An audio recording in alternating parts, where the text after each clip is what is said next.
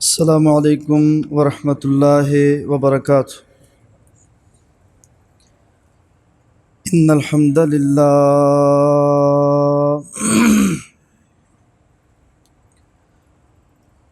نحمده ونستعینه ونستغفره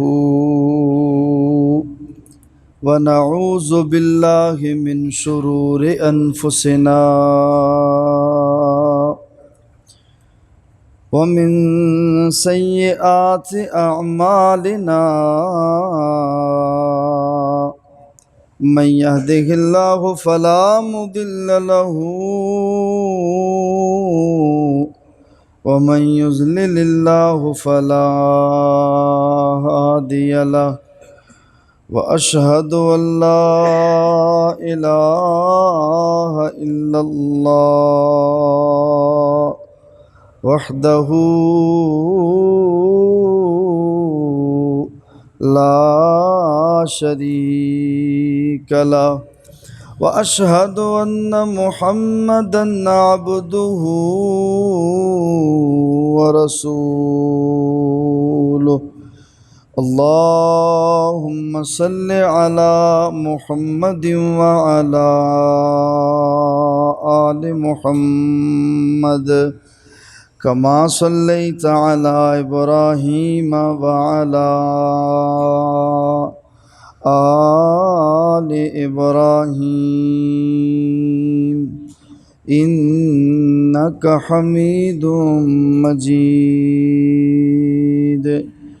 اللهم بارك على محمد وعلى آل محمد كما باركت على إبراهيم وعلى آل إبراهيم إنك حميد مجيد أما بعد فأعوذ بالله السميع العليم من الشيطان الرجيم بسم الله الرحمن الرحيم فأقيموا الصلاة إن الصلاة كانت على المؤمنين كتابا موقوتا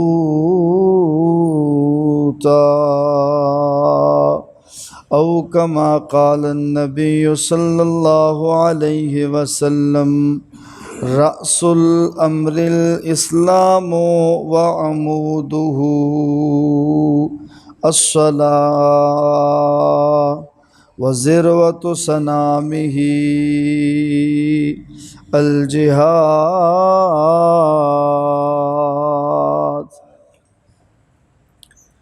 حمد و ثنا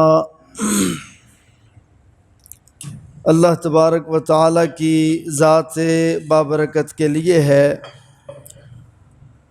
اور لا تعداد انگنت درود و سلام امام اعظم امام کائنات سرور کونین بدر الدجا شمس الضحیٰ خیر الورا فکان قاب قوسین او ادنا جناب محمد الرسول اللہ صلی اللہ علیہ وآلہ وسلم کی ذات مبارکہ مطہرہ مقدسہ کے لیے ہے۔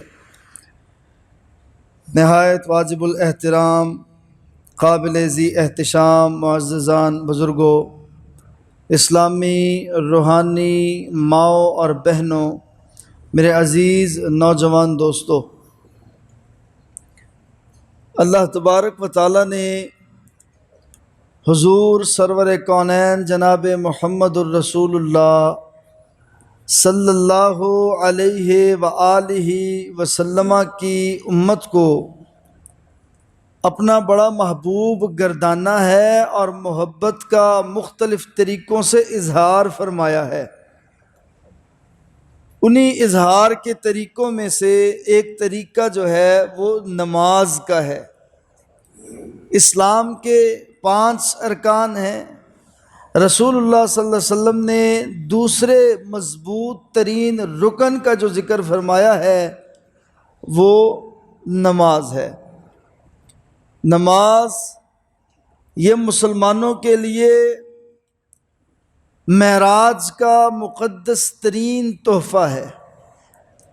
نماز اللہ جل جلالہ کو اتنی پسند اور اتنی محبوب ہے کہ اللہ رب العزت یہ چاہتا ہے کہ میرا بندہ بیماری میں ہو پھر بھی ادا کرے، تندرستی صحت مندی میں ہو پھر بھی نماز کی پابندی کرے، جہاد میں ہو یا سفر میں ہو پھر بھی نماز کی پابندی کرے، خوشی کا موقع ہو یا غمی کا موقع ہو پھر بھی نماز کی پابندی کرے۔ اور اللہ رب العزت کو یہ نماز اتنی محبوب ہے کہ اللہ تبارک و تعالیٰ نے فرمایا اگر کسی بندے کو کوئی پریشانی پشیمانی آ جائے، وہ نماز کی 2 رکعتیں ادا کر لے، نماز ادا کر لے، میرے سامنے کھڑا ہو جائے، میں اپنے بندے کی اس حاجت کو، اس پریشانی کو، اس پشیمانی کو پورا فرما دیتا ہوں۔ تو یہ نماز یہ ایک بڑا اہم فریضہ ہے، اتنا اہم فریضہ ہے کہ انسان کو گناہوں سے پاک کرتا ہے، اللہ کے مقرب کرتا ہے، اللہ کے رسول سے محبت کی بہترین علامت اور نشانی ہے، عقائد کی اصلاح کرتا ہے، ایمانیات کی اصلاح کرتا ہے، انسان کو پابند، چست، تندرست اور توانا بناتا ہے۔ یہ نماز کا پہلو یہ بہت مبارک اور بڑا عظیم تحفہ ہے۔ اگر انسان اس کو سمجھنے کی کوشش کر لے تو انسان کو ضرور سمجھ آ جائے گا۔ میں رسول اللہ صلی اللہ علیہ وسلم کی اس حدیث کو بطور بنیاد ذکر کر دینا چاہتا ہوں کہ رسول اللہ صلی اللہ علیہ وسلم نے فرمایا کہ لوگوں، ایک بندہ کہ جس کے گھر کے سامنے سے نہر بہتی ہے، وہ چلنے والی نہر میں اگر دن میں 5 مرتبہ غسل کرتا ہے، کیا اس کے جسم پہ کوئی میل کچیل رہ جاتی ہے؟ صحابہ کرام فرمانے لگے اللہ کے رسول کیسے ممکن ہے کہ دن میں 5 دفعہ غسل کیا جائے اور جسم پہ کوئی میل کچیل باقی رہ جائے؟ تو رسول اللہ صلی اللہ علیہ وسلم نے فرمایا جو بندہ 5 نمازیں ادا کرتا ہے، بار بار اپنے رب کے حضور قیام کرتا ہے، قیام میں اپنے رب کو مخاطب کر کر کے کہتا ہے، اہدنا الصراط المستقیم کے ترانے پڑھتا ہے، ایاک نعبد و ایاک نستعین کی دعائیں مانگتا ہے، سبحان ربی العظیم کے ورد وظیفے کرتا ہے، التحیات للہ والصلوات والطیبات، یہ اللہ کے ہاں اپنے پیام بھیجتا ہے، اللہ تبارک و تعالیٰ کے ہاں دعاؤں کی مقبولیت کے لیے لمبے اور دراز سجدوں کا اہتمام کرتا ہے، اپنے رسول سے محبت کے لیے اپنی نماز میں درود پڑھتا ہے، اپنے نبی کے بتائے گئے طریقوں کو دن میں 5 مرتبہ دہراتا ہے۔ تو رسول اللہ صلی اللہ علیہ وسلم نے فرمایا کیسے ممکن ہے کہ یہ نمازی بندہ اس کے جسم پہ، اس کی روح پہ، اس کے حسن میں کوئی گناہوں کا وہ معاملہ، شرمندگی، ندامت، وہ بوجھ، وہ اس پہ وہ تب تک قائم رہے حالانکہ نماز بھی پڑھتا ہے اور گناہ بھی اس کے سر پہ رہیں؟ یہ تو ممکن نہیں ہے۔ یہ نماز پڑھتا جائے گا، اس کے گناہ جھڑتے جائیں گے، حتیٰ کہ میرے محبوب پیغمبر نے فرمایا جب تک یہ گناہ کبیرہ نہیں کرتا اس کے سارے گناہ جھاڑ دیے جاتے ہیں۔ نمازوں میں سستی کرنا، غفلت کرنا، پابندی نہ کرنا، نماز سے باغی ہو جانا، نمازوں کا رہ جانا، نمازوں میں تسلسل کا ٹوٹ جانا، یہ گویا کہ اللہ تعالیٰ کی ناراضگی کی علامت ہے۔ اللہ تعالیٰ انسان سے توفیق چھین لیتا ہے اور وہ انسان کو اپنے گھر میں اس کو توفیق دیتا ہے آنے کی جو اپنے رب کو منانا چاہتا ہے، اور اللہ تبارک و تعالیٰ اس سے راضی ہے، اللہ تعالیٰ اس کو اپنے مقرب بندوں میں شامل کرنا چاہتا ہے۔ میرے عزیز بھائیو، رسول اللہ صلی اللہ علیہ وسلم کی حدیث کہ رأس الامر الاسلام وعمودہ الصلاۃ، تمام تر معاملات کی اصل اساس وہ اسلام ہے، اور پھر فرمایا کہ اسلام اس کا ستون نماز ہے۔ جو بندہ نماز کو ترک کرتا ہے گویا کہ وہ نماز کو ترک کر کے اسلام کے محل کو گرانے کی مذموم کوشش کرتا ہے، وہ اللہ کی رحمت سے نکل جانے کی جسارت کرتا ہے، اس کی جرأت وہ اس کو اللہ کی رحمت سے دور لے جاتی ہے۔ تو اس کو چاہیے کہ جلد سے جلد اللہ تعالیٰ سے رجوع کرے اور اللہ تعالیٰ کی رحمتوں میں داخل ہو جائے اور اللہ تبارک و تعالیٰ کے دیے گئے اعزازات، انعامات، اکرامات ان کو سمیٹنے کے لیے اللہ کا مطیع اور فرما بردار بندہ بن جائے۔ اللہ تعالیٰ نے قرآن کریم میں بار بار نماز کے احکامات اتارے، اور میں نے سورہ النساء کی جو آیت آپ کے سامنے پڑھی ہے کہ اللہ تعالیٰ نے فرمایا ان الصلاۃ کانت علی المؤمنین کتابا موقوتا، اللہ تعالیٰ نے مومنوں پہ نماز وقت مقررہ پہ فرض کر دی ہے۔ فَأَقِيمُوا الصَّلَاةَ، مومنوں اب نماز کی ادائیگی کیا کرو۔ صحابہ کرام سفر پہ نکلتے تھے، نمازوں کی فکر کرتے تھے، سردیوں کا موسم ہوتا نمازوں کا اہتمام جاری رہتا، سخت گرمیوں کا سیزن ہوتا نمازوں کا اہتمام جاری رہتا، حج کا موقع ہوتا نماز کی پابندی کی جاتی، جہاد کا موقع ہوتا نماز کی پابندی کی جاتی۔ اصل وجہ کیا ہے؟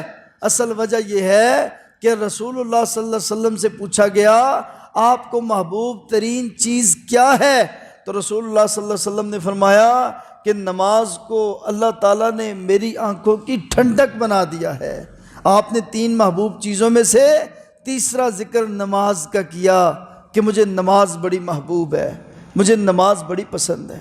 آج ہماری حالت، ہماری اولادوں اور نسلوں کی حالت، ہم نماز سے بڑا دور ہوتے جا رہے ہیں، نمازوں کی پابندی کا خیال نہیں ہے، اگر ایک نماز ادا کر لی ہے دوسری رہ جاتی ہے، نمازوں میں سستی اور غفلت ہے۔ جس گھر میں نماز میں سستی کرنی شروع کر دی جائے اس گھر میں سے برکت اٹھ جاتی ہے، اس گھر میں سے رحمت اٹھ جاتی ہے۔ وہ گھر اللہ تبارک و تعالیٰ کے کفر پہ پل رہا ہوتا ہے کہ اس گھر میں اللہ کی یاد کو دبا دیا جاتا ہے، اللہ کی یاد کے تمام دروازے بند کر دیے جاتے ہیں، جبکہ ایک طرف سے ندا اور صدا بلند ہوتی ہے، حی علی الصلاۃ حی علی الفلاح، آؤ نماز کے لیے، آؤ کامیابی کے لیے۔ اس گھر کے، اس کنبے کے سارے افراد اس صدا کو ریجیکٹ کر دیتے ہیں، اس کو رد کر دیتے ہیں اور نماز کی ادائیگی سے غافل رہتے ہیں، تو کیسے ممکن ہے کہ ان کا رب ان سے راضی رہے گا؟ دنیا ہے نا، دنیا ہے۔ آپ کسی کو فون کال کرتے ہیں وہ ریسیو نہیں کرتا، آپ دوبارہ کرتے ہیں ریسیو نہیں کرتا، آپ نے تیسری مرتبہ کیا فون نہیں اٹھایا گیا، آپ نے چوتھی مرتبہ کیا فون نہیں اٹھایا گیا، آپ ناراض ہو جاتے ہیں، مہینوں کے مہینے ناراضگی رہتی ہے، بعض دفعہ سالوں تک چلی جاتی ہے۔ میں خط لکھتا تھا مجھے جواب نہیں دیتا تھا، میں نے میسج بھیجا اس نے پڑھنا ہی گوارا نہیں کیا، میں نے اس کو کال کی اس نے ریسیو تک نہیں کی، اس نے بعد میں کال بیک بھی نہیں کی، قضائی بھی نہیں دی۔ تو اللہ تبارک و تعالیٰ کے گھر سے جب ندا اور صدا بلند ہوتی ہے تو انسان جب اس کی پابندی نہیں کرتا، اس کا جواب نہیں دیتا، اس پہ عمل درآمد نہیں کرتا، اللہ کے حضور پیشی نہیں دیتا، تو کیسے ممکن ہے کہ اللہ تبارک و تعالیٰ اس بندے سے راضی ہو جائے گا؟ سب سے بڑی پہچان، سب سے بڑی دلیل ایمان کی، اسلام کی، عبادات کی وہ نماز ہے۔ اگر انسان کا نماز کا معاملہ ہی درست نہ رہا، پھر وہ بھلے صدقے کرتے رہے، پھر وہ بھلے اخلاق کا بڑا اچھا ہو، پھر بھلے اس کا کردار بہت اعلیٰ ہو، لیکن اگر اس کی نماز اچھی نہیں ہے اس کے باقی معاملات بھی ضائع کر دیے جائیں گے۔ رسول اللہ صلی اللہ علیہ وسلم کی حدیث، آپ نے فرمایا کہ سب سے پہلے قیامت کے دن ان اول یحاسب بہ العبد یوم القیامت الصلاۃ، سب سے پہلے جو محاسبہ کیا جائے گا بروز قیامت اللہ کے ہاں، محاسبہ، سوال و جواب کا آغاز وہ نماز سے شروع کیا جائے گا۔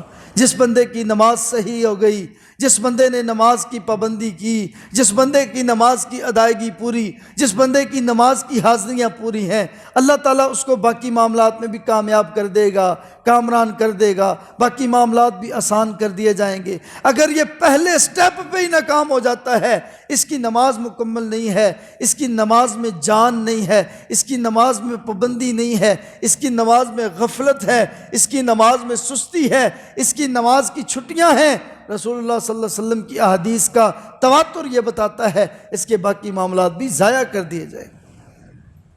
آج ہم ضرورت محسوس کرتے ہیں کہ ہر مجلس میں، ہر محفل میں اس موضوع کو بار بار بیان کیا جائے تاکہ لوگ نمازوں کی پابندی کریں۔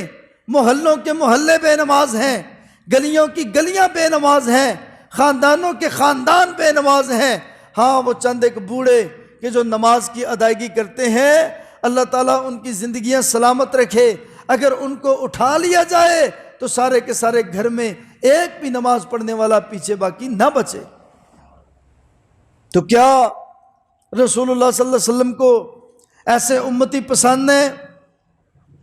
کیا رسول اللہ صلی اللہ علیہ وسلم ایسے امتیوں کی سفارش کریں گے کہ جنہوں نے نماز کو ترک کر دیا، جو نماز کی ادائیگی میں سستی اور غفلت کرتے رہے، جنہوں نے نماز کا معاملہ انتہائی کمزور رکھا، جنہوں نے نماز کے معاملات میں ضرورت سے زیادہ غیر حاضری کی اور چھٹیاں کرتے رہے، اور ان کو فکر بھی نہ تھی، ان کو پرواہ بھی نہ تھی کہ اگر نماز رہ گئی تو چلو قضائی تو ادا کر لوں، بعد میں تو ادا کر لوں۔ کہ بندہ سویا ہے، چلو کوئی بات نہیں، سویا رہ گیا، نماز گزر گئی تو اب وہ اٹھ کے نماز پڑھتا نہیں ہے، اٹھ کے نماز پڑھتا نہیں۔ ایک بندہ سفر میں ہے، اس کی نماز رہ گئی، وہ بعد میں بھی اس کو ادا نہیں کرتا۔ ایک بندہ کسی مجلس میں ہے، وہاں سے اٹھا نہیں جا سکتا، اس کو لگتا ہے کہ میرا اٹھنا محال ہے، بعد میں بھی اپنی نماز کو دہراتا نہیں ہے، نماز کی ادائیگی نہیں کرتا۔ میرے عزیز ساتھیو، یہ نماز معراج کا تحفہ ہے۔ رسول اللہ صلی اللہ علیہ وسلم کو اللہ تعالیٰ نے یہ ایک ایسی کڑی پکڑائی ہے جس کے ذریعے سے مومن بندہ اپنے رب سے مخاطب ہوتا ہے۔ رسول اللہ صلی اللہ علیہ وسلم نے فرمایا، حدیث قدسی ہے، تمہارا رب کہتا ہے، قسمت الصلاۃ بینی و بین عبدی، میں نے نماز کے پہلے حصے کی فاتحہ کو اپنے اور اپنے بندے کے درمیان تقسیم کر لیا ہے۔ پہلے میرا بندہ کہتا ہے الحمدللہ رب العالمین، اللہ رب العزت جواب عطا فرماتے ہیں، حمدنی عبدی، میرے بندے نے میری حمد بیان کی۔ ذرا اپنی اوقات کا اندازہ کریں، اپنی حیثیت کا اندازہ کریں اور اپنے رب کا تصور کریں، جو ساتوں جہانوں کا مالک ہے، زمینوں آسمانوں کا مالک ہے، کل انسانوں کا مالک ہے، چرندوں پرندوں درندوں کو پیدا کرنے والا، ان کو رزق مہیا کرنے والا، ان کو زندگیاں مہیا کرنے والا، ان کو اڑنے کے فن سکھانے والا، اس رب کو امیجن کریں ذرا، حالانکہ وہ تصور سے بالا تر ہے۔ پھر دیکھیں آپ اس رب سے مخاطب ہیں، الحمدللہ رب العالمین، اور اللہ رب العزت ام القرآن مسجد کے نوازی سے مخاطب ہے، حمدنی عبدی، یہ میرے ماتڑ بندے نے میری حمد بیان کی ہے۔ پھر آپ کہتے ہیں الرحمن الرحیم، مجدنی عبدی، میرے بندے نے میری بزرگی بیان کی۔ آپ جیسے جیسے آگے بڑھتے جاتے ہیں، آپ کا رب آپ سے مخاطب ہوتا چلا جاتا ہے، آپ اللہ کے محبوب بنتے چلے جاتے ہیں، آپ اللہ کے قریب ہوتے چلے جاتے ہیں۔ یہ نماز یہ برائیوں بے حیائیوں سے انسان کو بچاتی ہے۔ ان الصلاۃ تنہا عن الفحشاء والمنکر، یہ نماز یہ روکتی ہے، تنہا عن الفحشاء والمنکر، برائی سے اور بے حیائی سے۔ جب انسان گناہ کرنے لگتا ہے، انسان کو یاد آتا ہے میں نے اللہ کے حضور پیش ہونا ہے، ابھی ظہر پڑھی ہے، میں نے عصر کے لیے پھر اللہ کے پاس جانا ہے، اللہ کے گھر جانا ہے، اللہ کے سامنے کھڑے ہونا ہے۔ اور نماز، رسول اللہ صلی اللہ علیہ وسلم نے فرمایا، جب تم نماز ادا کرو تو ایسے نماز ادا کرو جیسے تم اللہ تعالیٰ کو دیکھ رہے ہو، اگر تم اس کو نہیں دیکھتے، ان لم تکن تراہ فانہ یراک، تو تمہارا رب تمہیں ضرور دیکھ رہا ہوتا ہے۔ اسی لیے جب تم اللہ کے لیے نماز پڑھو تو اتنی خشوع سے، اتنی توجہ سے، اتنی اہمیت کے ساتھ نماز کی ادائیگی کا اہتمام کرو۔ کیا وجہ ہے میں اپنی اولاد کو نماز کی دعوت ہی نہیں دیتا؟ میں اپنے معصوم بچوں کی نماز کی تربیت نہیں کرتا؟ میں اپنے دوستوں کو کھینچ کے اللہ کے گھر مسجد کی طرف نہیں لے کے آتا؟ مولانا نماز پڑھنی ہے تو مسجد آنے کی کیا ضرورت ہے؟ رسول اللہ صلی اللہ علیہ وسلم نے فرمایا کہ جماعت کے ساتھ صلاۃ الجماعت افضل من صلاۃ الفذ ب27 رکعہ، جو نماز جماعت کے ساتھ ادا کی جاتی ہے اکیلے نماز پڑھنے سے 27 درجے زیادہ بہتر ہے۔ جماعت کے ساتھ نماز ادا کرنا 27 درجے زیادہ بہتر ہے۔ جب آپ نماز جماعت کے ساتھ ادا کرتے ہیں آپ کو ایک دوسرے کے حالات کا پتہ چلتا ہے، ایک دوسرے کی بیماری پریشانی کا پتہ چلتا ہے۔ یہ ایک ایسا سٹرکچر ہے، ایسا نظام ہے جو رسول اللہ صلی اللہ علیہ وسلم کے ذریعے سے اللہ تعالیٰ نے قائم فرمایا ہے، جس کے ذریعے سے امتوں کی اصلاح ممکن ہے، قبیلوں کی اصلاح ممکن ہے، محلوں کی اصلاح ممکن ہے، آپس میں ایک دوسرے کے لیے زکوٰۃ کی ادائیگی کا آسان ذریعہ ہے۔ جب بندہ نماز کی پابندی کرتا ہے، مسجد میں بار بار آتا ہے، لوگوں کے ساتھ سامنا ہوتا ہے، بندہ اپنے رویے کو بہتر بنانے کی کوشش کرتا ہے، اپنے اخلاق کو اچھا کرنے کی کوشش کرتا ہے، اپنے آنے والے وقت کو مزید بہتر بناتا چلا جاتا ہے، اس کے ریلیشن مضبوط ہوتے ہیں، ایک دوسرے کے بارے میں علم اور آگاہی نصیب ہوتی ہے، ایک دوسرے کے لیے رستے اور رکاوٹیں ہٹا دی جاتی ہیں اور رستے بنا دیے جاتے ہیں، ایک دوسرے کے لیے آسانیاں پیدا کر دی جاتی ہیں، بچیوں کی رشتوں میں آسانیاں ہیں، آپ کے مشکل وقت میں آسانیاں ہیں، اللہ تبارک و تعالیٰ آپ کے دلوں میں الفت پیدا کر دیتا ہے، آپ ایک دوسرے کے مضبوط وہ دست بن جاتے ہیں، بازو بن جاتے ہیں، قدم سے قدم ملا لیتے ہیں، ایسے جیسے مضبوط چونا گچ دیوار ہوتی ہے۔ رسول اللہ صلی اللہ علیہ وسلم نے فرمایا مومن کا تعلق آپس میں ایسا ہوتا ہے، المؤمن للمؤمن کالبنیان یشد بعضہ بعضا، یہ ایک دوسرے کو مضبوط کرتا ہے۔ ایک کی معیشت کمزور ہے، قدم سے قدم ملا، کندھے سے کندھا ملا، حدیث رسول ہے، اللہ تعالیٰ ان کے دل ملا دیتا ہے آپس میں۔ جب دل مل جاتے ہیں بندہ اس کے کاروبار کے لیے آسانیاں پیدا کرتا ہے، بندہ اس کے لیے سفارش کے معاملات کو پیدا کرتا ہے، بندہ اس کے لیے ماحول کو سازگار بنانے کی کوشش کرتا ہے۔ یہ ریلیشن کا بحال ہونا یہ کتنا بڑا ذریعہ ہے جو اللہ تعالیٰ نے مسجد کے ساتھ جوڑ کے رکھ دیا ہے۔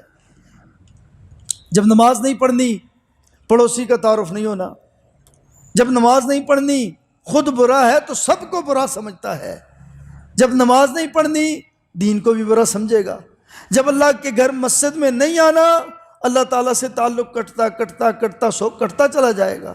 گھروں میں ہم نے اس مقدس ترین کتاب قرآن کریم کو اتنا اونچا رکھ دیا ہے کہ جس کو اٹھانا بچوں کے بس کی بات ہی نہیں ہے، اور بڑا کوئی اٹھانا گوارا نہیں کرتا۔ جب آپ مسجد میں بار بار آتے ہیں آپ دیکھتے ہیں وہ بھی قرآن کریم کی تلاوت کرتا ہے، وہ بھی قرآن کریم کی تلاوت کرتا ہے، آپ بھی قرآن کریم کی تلاوت کرنے لگ جاتے ہیں، اللہ تعالیٰ آپ کے دل میں لگے ہوئے زنگ کو اتار دیتا ہے، نفاق کو ختم کر دیتا ہے، کفر کے جالے اتر جاتے ہیں، روزے روشن کی طرح قیامت اور ایمان واضح ہو جاتا ہے، آپ کا ایمان روز بروز بڑھنے لگ جاتا ہے اور آپ کو دین اسلام کی مٹھاس اور حلاوت وہ محسوس ہونے لگ جاتی ہے۔ تو میرے عزیز بھائیو، نماز بڑا ضروری امر ہے، نماز بڑا ضروری پہلو ہے۔ رسول اللہ صلی اللہ علیہ وسلم بے نمازی بندے کو پسند نہیں کرتے تھے۔ آپ نے خواہش کا اظہار فرمایا میرا دل کرتا ہے میں فجر کے وقت اپنے مصلی پہ کسی کو کھڑا کروں اور پھر میں جاؤں ان لوگوں کے گھروں میں جو بے نمازی ہیں، میں ان کے گھروں کو آگ لگا دوں، لیکن مجھے معصوم بچوں اور عورتوں کا احساس ہے جس وجہ سے میں اس بات پہ عمل نہیں کر رہا، میں لوگوں کے گھروں کو آگ نہیں لگا رہا۔ تو میرے بھائی نماز کو اپنی آنکھوں کی ٹھنڈک بنائیں، اپنے ایمان کی چھتری بنائیں، اپنے دل کا چین اور سرور بنائیں۔ ہم نے گزشتہ جمعے میں یہ بات ذکر کی، جتنی سخت گرمی ہے آج آپ کو احساس اور ادراک ہو جائے کہ اللہ تبارک و تعالیٰ کے عرش کے سائے کی تمہیں کتنی ضرورت ہے، تو پھر تم آپس میں محبت کرنے لگ جاؤ، یا پھر اللہ کے گھر سے محبت کرنے لگ جاؤ، یا پھر باقی 5 چیزوں کا ہم نے ذکر کیا۔ تو اللہ کے گھر سے محبت کیا ہے کہ تم اللہ کے گھر میں بار بار آؤ، تم نمازوں کا اہتمام کرو، تم نمازوں کی ادائیگی کرو۔ دنیا کے جتنے کامیاب لوگ ہیں، خواہ وہ کوریا کے ہوں، خواہ وہ جاپان اور چائنا کے ہوں، خواہ وہ امریکہ کی کسی ریاست کے ہوں، خواہ وہ دنیا کے کسی دوسرے حصے کے رہنے والے ہوں، خواہ وہ کسی جزیرے یا خشکی یا تری پہ رہنے والے ہوں، ان کی کامیابی کا زینہ، ان کی کامیابی کے رازوں میں سے ایک راز وہ یہ بھی ہے کہ وہ صبح جلدی اٹھا کرتے ہیں، حالانکہ ان کا اسلام کے ساتھ کوئی تعلق نہیں ہے۔ مسلمانوں کو کامیابی دے دی گئی ہے فجر کی نماز کی صورت میں، اور یہ ساری رات موبائل پہ مگن رہتا ہے، فلمیں دیکھ سکتا ہے، ٹک ٹاک دیکھ سکتا ہے، لمبے لمبے فون کال کر سکتا ہے، میسیجنگ ساری رات کرتا ہے۔ اگر اس کو نیند ستاتی ہے تو فجر کی وقت ستاتی ہے۔ اور کتنے ہی ایسے بیچارے بد نصیب لوگ موجود ہیں کہ جو فجر کی نماز کے وقت ان کو نیند نہیں آ رہی ہوتی، وہ بلا وجہ آنکھوں کو ملتے ہوئے، آنکھوں پہ تکیہ رکھتے ہوئے لیٹ جاتے ہیں اور نماز کے وقت کو ضائع کر دیتے ہیں۔ تو شیطان جو سجدے کا منکر تھا، وہ کب چاہتا ہے کہ آدم کا بیٹا سجدہ کرے اور اللہ کا مقرب بن جائے۔ یہ ایک سجدہ جسے تو گراں سمجھتا ہے، 1000 سجدوں سے آدمی کو دیتا ہے نجات۔ اگر تم اللہ کے سامنے دکھڑے شیر کرنے والے بن جاؤ، اگر اللہ کے حضور جھکنے والے بن جاؤ، اگر اللہ کے ہاں پابندی کرنے والے بن جاؤ، اگر اللہ کے ہاں ایاک نعبد و ایاک نستعین کا سوال کرنے والے بن جاؤ، اگر رب کے حضور ہاتھ باندھو، اہدنا الصراط المستقیم کا عقیدہ باندھو، اللہ تبارک و تعالیٰ تمہاری دنیا اور آخرت کی ساری پریشانیوں کو دور کر دے گا۔ وہ اس چیز پہ قادر ہے، وہ رب ہے، وہ خالق اور مالک ہے، تو اس کی بات پہ عمل کرنا ہم سب کی ذمہ داری ہے۔ اللہ تعالیٰ انسان سے کیا چاہتا ہے؟ اللہ تبارک و تعالیٰ یہ چاہتا ہے، اللہ تبارک و تعالیٰ کی یہ ڈیمانڈ ہے، اللہ تعالیٰ انسان سے یہ ریکوائرمنٹ رکھتا ہے کہ میرا بندہ بار بار میرے در پہ آئے، میرے سامنے نماز پڑھے، سربا سجود ہو، ورکعوا مع الراکعین، رکوع کرنے والوں کے ساتھ رکوع کرے، لمبے لمبے قیام کرے، میرے ساتھ ہم کلام ہو، میں اپنے بندے کی باتوں کا جواب بھی دیتا ہوں، میں اپنے بندے سے محبت بھی کرتا ہوں، میں اس کے سابقہ سارے گناہوں پہ معافی کے قلم بھی پھیر دیتا ہوں۔ تو میرے بھائیوں، نماز کی ادائیگی بہت ضروری ہے۔ کچھ علماء نے ہر موضوع میں ایسی ایسی چیزیں شامل کر دی ہیں کہ جن کی وجہ سے اسلام کا اصل جو کانسیپٹ اور تصور تھا وہ کمزور ہوتا چلا گیا، کمزور ہوتا چلا گیا، کمزور ہوتا چلا گیا۔ اللہ اکبر۔ میں ان میں سے ایک چیز کو آج ذکر کرتا ہوں، باقی انشاءاللہ آئندہ جب موقع ملا ہم پھر ذکر کریں گے۔ نماز نفاق کیا ہے؟ یہ نماز میں پابندی کیوں نہیں ہے؟ یہ نماز میں غفلت کیوں ہو رہی ہے؟ یہ ہمیں کون سی چیز ہے جو نماز سے دور تر کرتی ہے؟ ہمیں اس کو دور کرنا چاہیے، ہمیں اس کا مداوع کر لینا چاہیے، ہمیں اس کا علاج کر لینا چاہیے، تاکہ ہم احتیاطی تدابیر اختیار کر کے اللہ تبارک و تعالیٰ کی رحمت کو پا لیں۔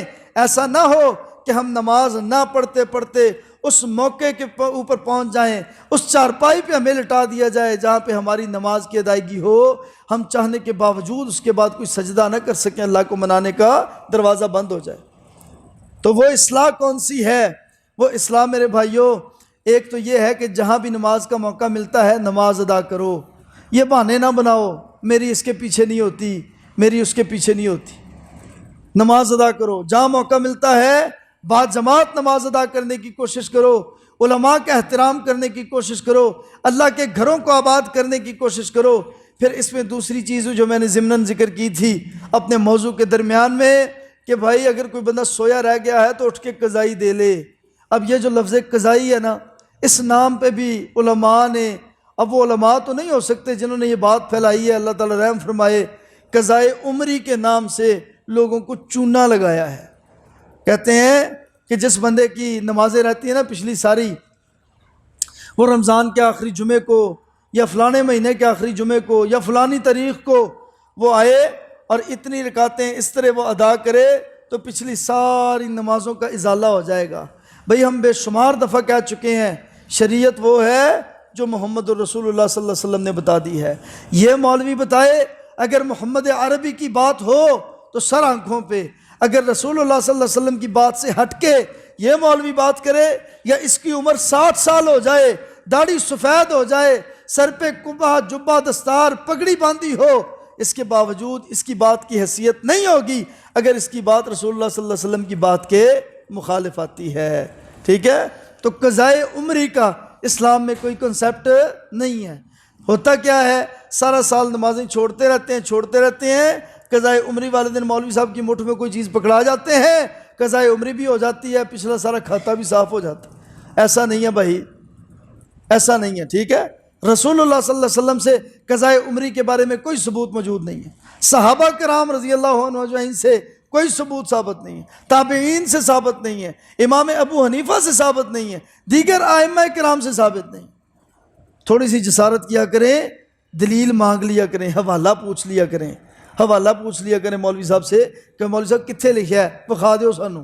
جب آپ ایسا شروع کر دیں گے نا انشاءاللہ تو مسجدوں میں، ممبروں پہ یہ جو فیک قسم کے خطبے ہیں وہ ختم ہو جائیں گے، اور حقائق پہ مبنی باتیں وہ آپ کے سامنے شیئر کرنا شروع کر دیں گے۔ اللہ تبارک و تعالی ہم سب کا حامی و ناصر ہو۔ وما علیہ الا البلاغ المبین۔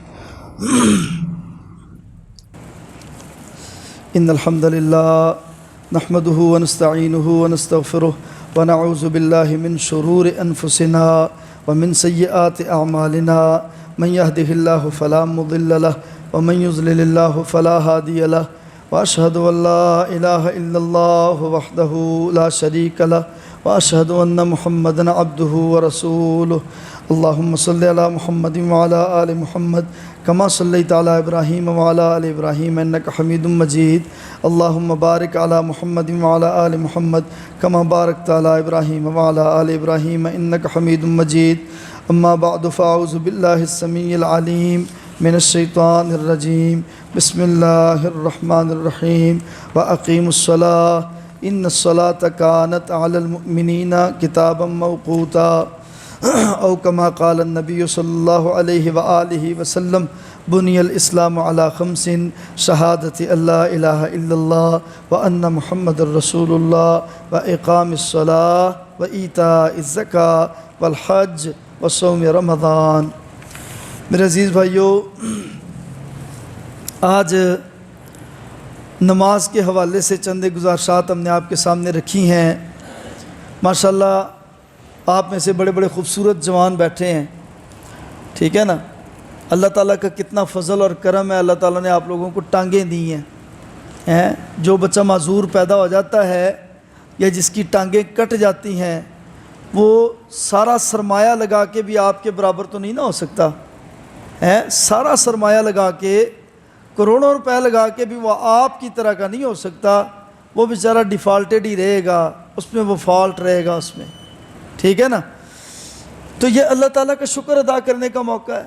ہم بول سکتے ہیں، گونگے نہیں ہیں، ہم دیکھ سکتے ہیں، اندھے نہیں ہیں، ہم سن سکتے ہیں، بہرے نہیں ہیں، ہمارا ہاتھ، کان، زبان ہمارا ساتھ دیتی ہے، ہمارا دل دھڑکتا ہے، ہماری سانس چلتی ہے۔ تو لہٰذا خدا را نمازوں کی پابندی کریں، نمازوں کی پابندی کریں، اسلام کو مضبوطی سے پکڑ لیں۔ آج آپ اسلام کو پکڑ لیں گے، اللہ کی قسم آپ کی آخرت سنور جائے گی، ٹھیک ہے نا؟ آج آپ اسلام سے سستی کریں گے، غفلت کریں گے، منہ پھیریں گے، آپ کے بچے نافرمان ہوں گے، آپ کے بچے بے نمازی ہوں گے، آپ کے آنے والی نسلیں آپ کے لیے دعا کے لیے ہاتھ نہیں اٹھائیں گی۔ جس میرے بیٹے کو، بھتیجے کو میں مسجد میں نہیں لے کے آتا ہوں، میرے لیے دعا کیسے کرے گا؟ اس کو پتہ ہی نہیں ہے دعا کا، اور اگر اس کو پتہ چل گیا دعا کا، نماز کا، دین کا، تو پھر تو ویسے ہی نہیں مجھے اچھا سمجھے گا۔ کیوں؟ اس کو پتہ ہے کہ چاچا تے آپ نماز نہیں سی پڑھدا، ابا تو مسیتے کدے بڑھیا نہیں سی، بس اللہ ہی رحم کرے، ایسے ہی ہے نا جی؟ تو اس لیے آپ سب لوگوں سے اپیل اور درخواست ہے کہ اس طرح کے جمعے ہم بیچ میں اس لیے شامل کرتے ہیں کہ اخلاقیات بہت ضروری ہیں، ٹھیک ہے نا؟ لیکن نماز کا جو معاملہ ہے اس کو اخلاق کے ذریعے سے کور نہیں کیا جا سکتا، ٹھیک ہے؟ تو نمازیں فرض ہیں، مسلمانوں پہ 5 نمازیں فرض ہیں، ان کی ادائیگی فرض ہے، سنتوں کا اہتمام کرنا چاہیے۔ اگر کوئی بندہ سنتیں نہیں پڑھتا تو اس پہ اتنا بڑا فتویٰ نہیں لگانا چاہیے جیسے خوشاب میں سیکورٹی گارڈ نے فائر مار دیا۔ تنازع تو کوئی اور تھا، لیکن بہانہ کیا بنایا؟ گستاخ رسول ہے۔ کیا گستاخی ہے؟ کہتا سنتے نہیں پڑھتا۔ سنتیں فرض نہیں ہیں، پڑھنی چاہیے، بہت بہتر ہیں، لیکن صحیح مسلم کی حدیث بتاتی ہے جو بندہ دن اور رات میں 12 سنتیں ادا کرتا ہے اللہ تعالیٰ اس کا جنت میں گھر بنا دیتا ہے، محل بنا دیتا ہے۔ تو پتہ چلا کہ یہ فضائل، یہ فضیلت، یہ اس بات پہ دلالت کرتی ہے کہ یہ فرض نہیں ہے، ٹھیک ہے نا جی۔ تو لہٰذا اگر کوئی ساتھی سنتے نہ پڑھے، فرض نماز ادا کرے تو شکر ہے وہ فرض ادا کر رہا ہے، اللہ تعالیٰ اس کو توفیق دے گا، وہ سنتیں بھی ادا کرنے لگ جائے گا۔ ایک ہمارے ذہنوں میں علماء نے یہ مسئلہ ڈالا ہے، یہ بات مکمل ہو گئی ہے سنتوں والی۔ ایک یہ مسئلہ علماء نے ہمارے ذہنوں میں ڈالا ہے کہ ٹوپی تو بغیر نماز نہیں ہوتی۔ سنن ابی داؤد کی حدیث ہے، رسول اللہ صلی اللہ علیہ وسلم نے فرمایا لا تقبل صلاۃ حائض الا بخمار، بالغہ بچی کی، لڑکی کی نماز دوپٹے کے بغیر نہیں ہوتی۔ اب یہ حدیث بتاتی ہے کہ یہ حدیث لڑکی کے بارے میں ہے، لا تقبل صلاۃ حائض الا بخمار، لڑکی کے بارے میں یہ حدیث ہے۔ تو رسول اللہ صلی اللہ علیہ وسلم نے اگر عورتوں کے بارے میں یہ بات بیان فرما دی تو کیا رسول اللہ صلی اللہ علیہ وسلم معاذ اللہ بھول گئے مردوں کے بارے میں کہنا کہ جس کا سر ننگا اس کی نماز نہیں ہوتی؟ تو لکیر کے فقیر نہ بن جایا کریں کہ جیسے کہہ دیا ویسے مان لیا، ٹھیک ہے نا۔ پورے ذخیرہ حدیث میں ایک بھی روایت ایسی نہیں ہے کہ جس سے یہ ثابت ہو کہ ٹوپی نماز کا حصہ ہے، یہ لباس کا حصہ ہے۔ پٹھانوں نے اپنے حساب کی ڈالی ہوئی ہے، سندھی اپنے حساب کی پہنتے ہیں، پنجابی اپنے حساب کی پہنتے ہیں، عربی اپنے حساب کی پہنتے ہیں، یہ لباس کا حصہ ہے، یہ کلچر کا حصہ ہے۔ سر ڈھانپنا عزت داری ہے، عزت کا شیوا ہے، معزز لگتا ہے بندہ، لیکن اگر اتنا معزز لگتا ہے تو وزیر اعظم کیوں نہیں پہنتا؟ اس کو عزت نہیں چاہیے؟ 17ویں اسکیل کا افسر نہیں پہنتا، اس کو عزت نہیں چاہیے؟ 14ویں اسکیل کا افسر نہیں پہنتا، اس کو عزت نہیں چاہیے؟ یہ کانسٹیبل پولیس والا ٹوپی اتار کے یہاں پہ لٹکا چکا ہوتا ہے، اس کو عزت نہیں چاہیے؟ ٹھیک ہے، تو یہ لباس ہے، یہ کلچر کا حصہ ہے۔ لکیر کے فقیر نہ بنے۔ اتنی مضبوط بات سننے کے بعد بھی آپ 2 دن بعد ویسے ہی ہوتے ہیں، آپ بھول جاتے ہیں کہ کیا بیان ہوا تھا، ٹھیک ہے۔ تو یہ ٹوپی بھی یہ نماز کا حصہ نہیں ہے۔ ایک یہ ہمارے یاور بھائی ہیں، انہوں نے والدہ کی صحت کے لیے دعا کا کہا ہے، باقی بھی ساتھی کہتے رہتے ہیں۔ عموماً ہم سارے بیمار ہیں، کمزور ہیں، تو سارے مسلمانوں کے لیے دعا کریں۔ جتنے لوگ بیمار ہیں، جتنے لوگ کمزور ہیں، جتنے لوگ مظلوم ہیں، اللہ تعالیٰ سارے بیماروں کو شفائے کاملہ عاجلہ نصیب فرمائے۔ دوسرے خطبے میں دعا کرنا رسول اللہ صلی اللہ علیہ وسلم کی سنت ہے، خطبے کے دوران دعا کرنا نبی صلی اللہ علیہ وسلم کی سنت ہے، تو لہٰذا دعا کر لینی چاہیے۔ اللہ تعالیٰ تمام بیماروں کو شفائے کاملہ عاجلہ نصیب فرمائے۔ اللہ تعالیٰ فوت شدگان کو غریق رحمت کرے۔ اللہ تعالیٰ بے روزگاروں کو اچھے روزگار عطا فرمائے۔ اللہ تعالیٰ مظلوم مسلمانوں پہ آسانیاں فرمائے۔ مجاہدین کی اللہ تعالیٰ مدد فرمائے۔ افواج پاکستان کی اللہ تعالیٰ حفاظت فرمائے۔ اللہ تبارک و تعالیٰ ٹھنڈک والا، آسانی والا موسم بنائے۔ ہم سب کے بچوں کو، ہمیں 5 وقت کا سچا پکا مومن مسلمان نمازی بنائے۔ سبحان ربک رب العزت عما یصفون وسلام علی المرسلین والحمد للہ رب العالمین۔